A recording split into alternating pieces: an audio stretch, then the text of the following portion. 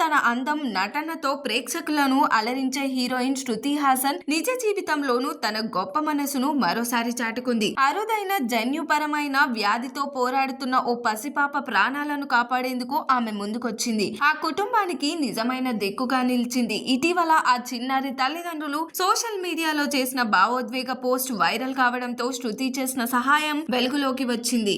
ఆల్వి అనే ఓ పసిపాప MSMD Mendelian సస్పెక్టబిలిటీ to మైక్టోబాక్టీరియల్ disease అనే అత్యంత అరుదైన జన్యు వ్యాధితో జన్మించింది. 2023లో పుట్టిన ఈ చిన్నారి కొద్ది నెలలకే తరచూ తీవ్రమైన ఇన్ఫెక్షన్లకు గురవుతూ ఆసుపత్రుల చుట్టూ తిరగాల్సిన పరిస్థితి ఎదుర్కొంది. ఎన్నో చికిత్సలు చేసినప్పటికీ ఆరోగ్యంలో మెరుగుదల లేకపోవడంతో 2025 నాటికి బోన్ మ్యారో ట్రాన్స్ప్లాంట్ తప్పనిసరి అని వైద్యులు తేల్చి చెప్పారు. ఆ చికిత్స ఖర్చు, సరైన డాక్టర్లు, ఆసుపత్రి ఏర్పాట్లు అన్ని ఆ కుటుంబానికి పెద్ద సవాలుగా మారాయి.